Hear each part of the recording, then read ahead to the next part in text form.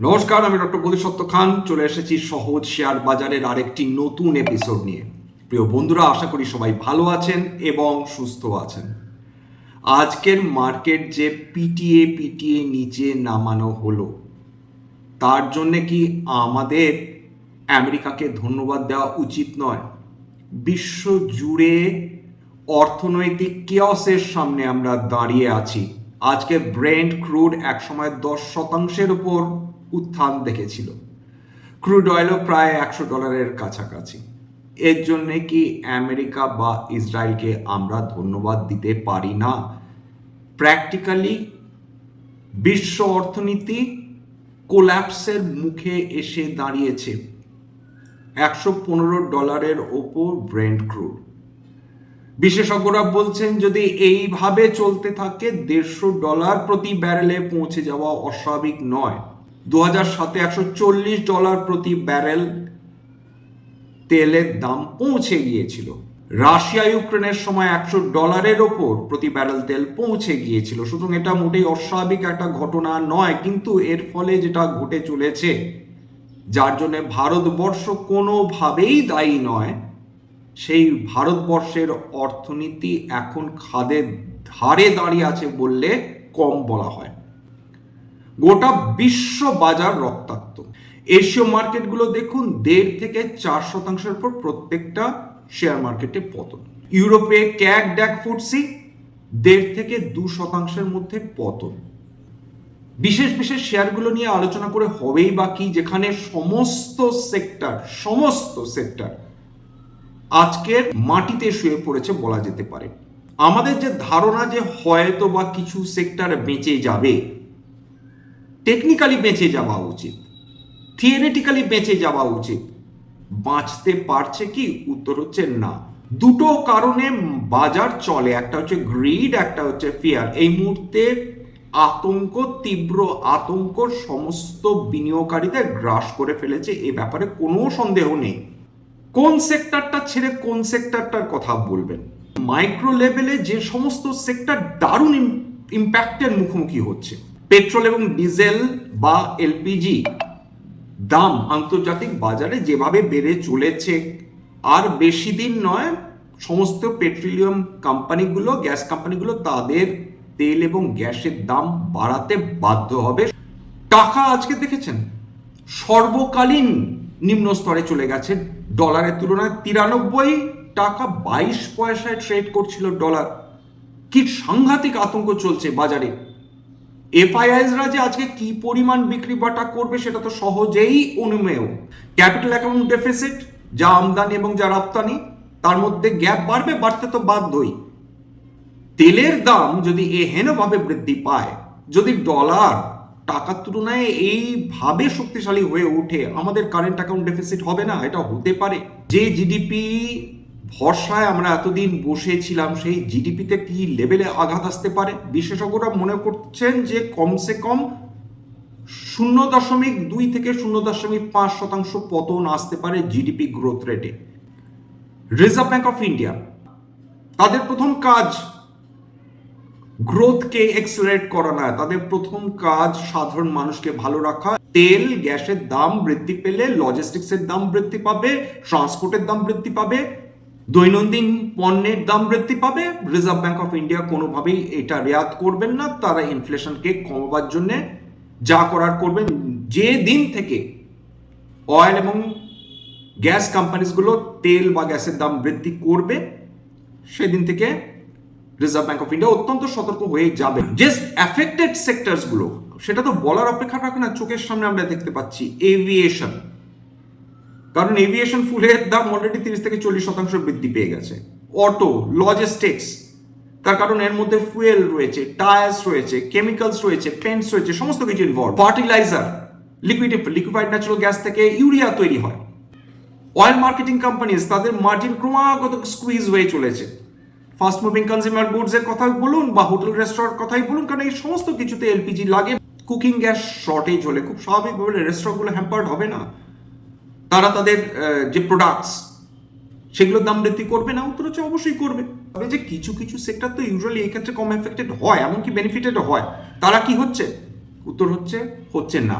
আজকের IT software services দেখুন, IT software সার্ভিসে আজকে মারাত্মক পতন। ইউজুয়ালি যখন ডলার শক্তিশালী হয় তখন ফরেক্স গেন হওয়ার কথা সমস্ত আইটি কোম্পানিগুলোর, কিন্তু তা সত্ত্বেও আজকের আইটি সেক্টরে দুর্দান্ত পতন আমরা দেখেছি। ডিফেন্স সেক্টর আজকে গড়াগড়ি খাচ্ছে, বিপুল পতন।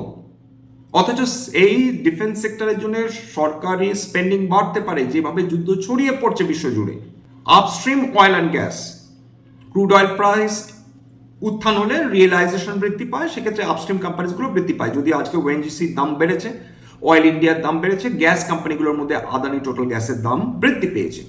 রিনিউয়েবল এনার্জি, কিন্তু এই মুহূর্তে কেউ কোনোটাই এই থিওরি মেনে চলছে না।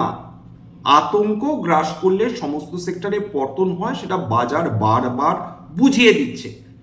সেক্ষেত্রে রিনিউয়েবল এনার্জি ইউজুয়ালি শিল্ডেড হয় আজকের দিনে কোনো রকম, কিন্তু আমরা সেটাকে পতন রোধ করতে সক্ষম হয়েছে বাজারকে, এমনটি নয়।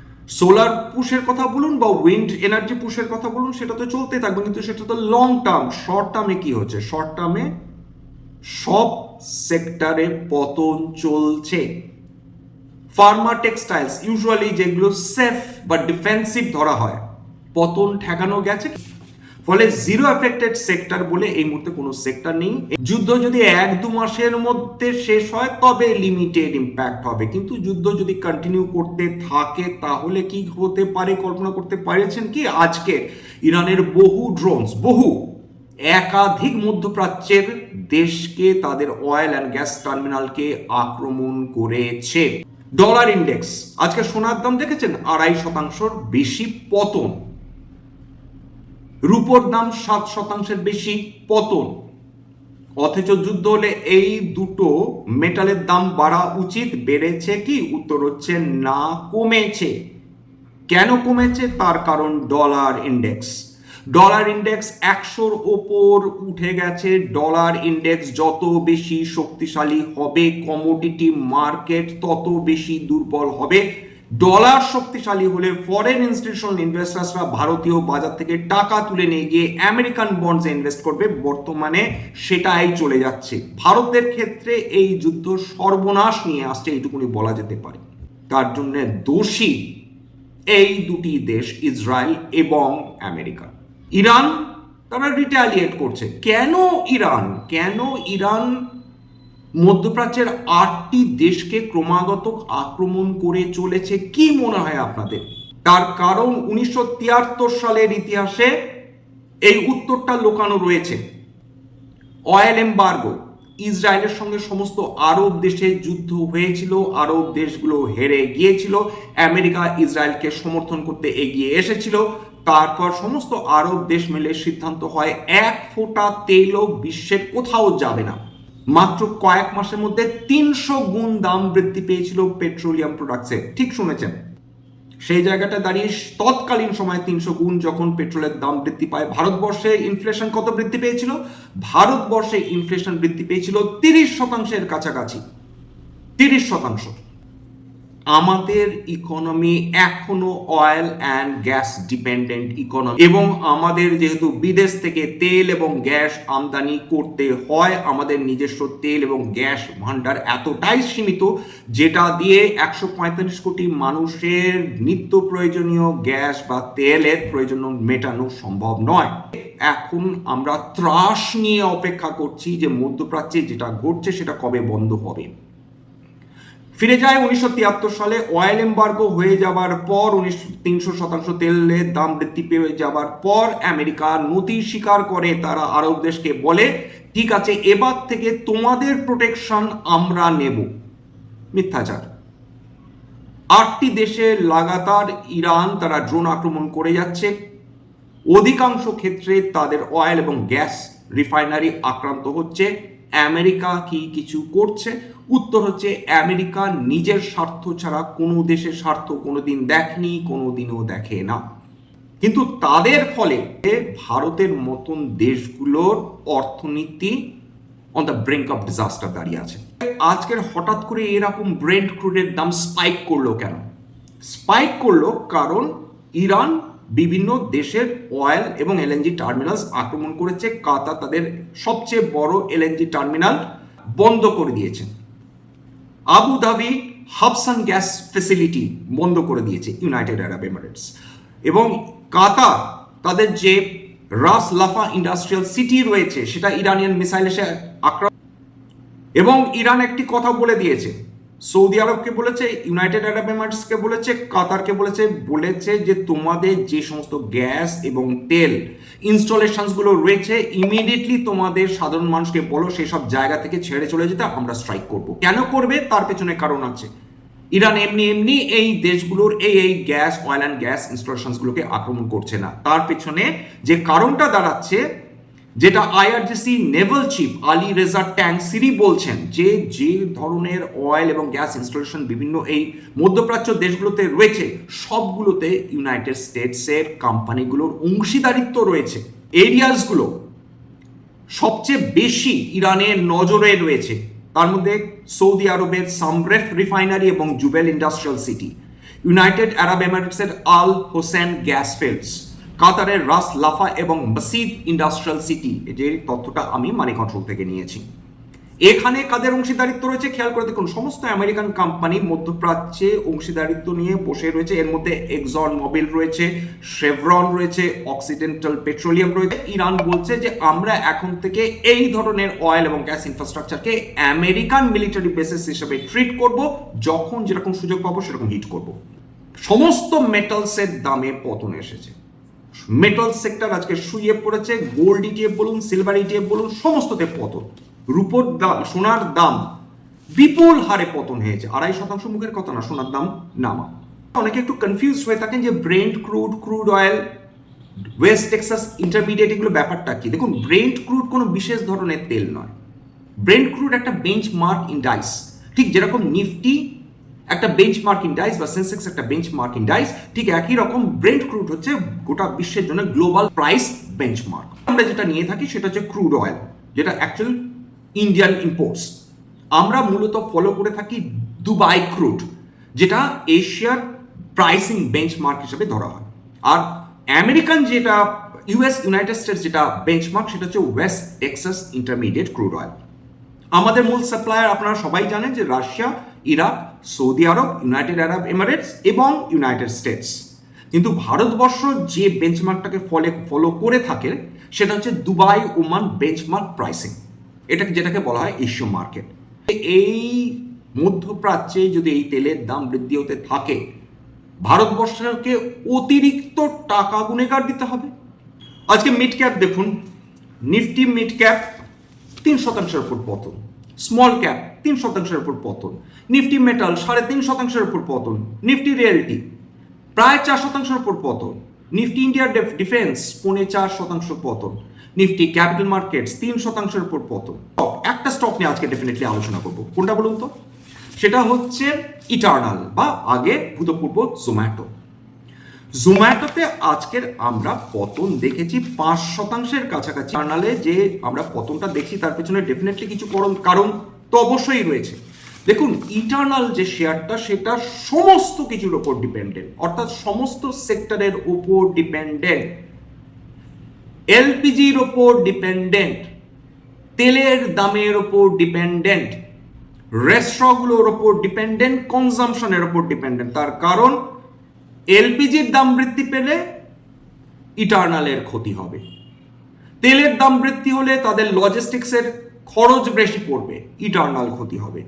রেস্টুরেন্টগুলো ইনভেরিয়েবলি তাদের দাম বৃদ্ধি করবে, তাদের যে প্রোডাক্টস, তারা যে খাবার দাবার তৈরি করছে, মানুষজন সেক্ষেত্রে কনজিউম করতে চাইবেন কি বর্ধিত দামে? উত্তর হচ্ছে না, ইটার্নাল ক্ষতিগ্রস্ত হচ্ছে।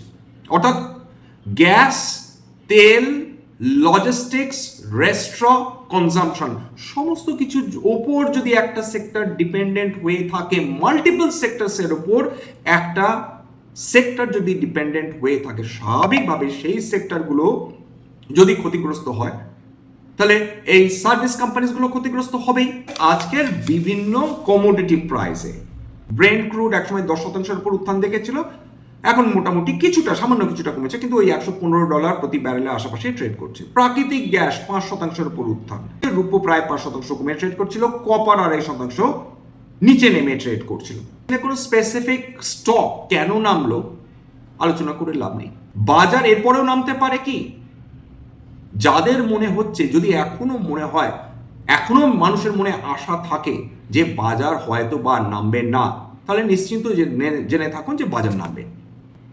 যতদিন না মানুষের মধ্যে সম্পূর্ণভাবে নিরাশা আসছে, যতদিন না মানুষের মনে হচ্ছে বাজার সম্পূর্ণভাবে শেষ হয়ে গেল, বাজার এখান থেকে আর রিকভার কোনোদিন করবে না, ঠিক যতদিন না ভলিউম অফ ট্রেডিং একেবারে কমে গেল, ততদিন বাজারে বিক্রি বাটা হতে চলবে।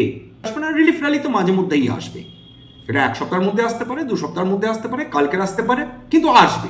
কারণ শর্ট কাভারিং হবে ইনভেরিয়েবলি। স্ট্যান্ডার্ড ডিসক্লোজার যে কোম্পানিগুলো নিয়ে আলোচনা করলাম, হতে পারে তার মধ্যে কয়েকটা কোম্পানিতে আমার বা আমার পরিবারে বিনিয়োগ থাকলেও থাকতে পারে, ভবিষ্যতে যদি নতুন করে কিনি বা বিনিয়োগ করি, আগাম বিজ্ঞপ্তি দিয়ে কিনতে বা বিক্রি করতে পারবো না। স্ট্যান্ডার্ড ডিসক্লেমার, এটা কেবলমাত্র একটা এডুকেশন চ্যানেল, বাঙালি বিনিয়োগকারীদের ইনভেস্টর অ্যাওয়ারনেস বৃদ্ধির জন্য। এখানে কোনো ধরনের কোনো শেয়ারে buy sell recommendation, suggestion, advice এমনকি ইনফ্লুয়েন্স করার প্রচেষ্টা নেই। আমার কথা শুনে যদি কোনো শেয়ারে বাই সেল সিদ্ধান্ত নেন, ক্ষতির মুখোমুখি হতে পারেন। সুতরাং সবসময় একজন সেবি রেজিস্টার্ড ইনভেস্টমেন্ট অ্যাডভাইসারের পরামর্শ নেওয়ার চেষ্টা করবেন বা নিজের ডিউ ডিলিজেন্স করবেন। সবশেষে যেটা বলি, যদি এই ধরনের এপিসোড আপনাদের ভালো লাগে, প্লিজ লাইক দেবেন, প্লিজ সাবস্ক্রাইব করবেন, এবং যদি সত্যি মনে হয় আমার বাঙালি ভাই বোনদের জীবনে একটুখানি ভ্যালু অ্যাড করতে পেরেছি, প্লিজ চ্যানেলটা বুস্ট আপ করে দেওয়ার চেষ্টা করবেন। আজকের জন্য নমস্কার।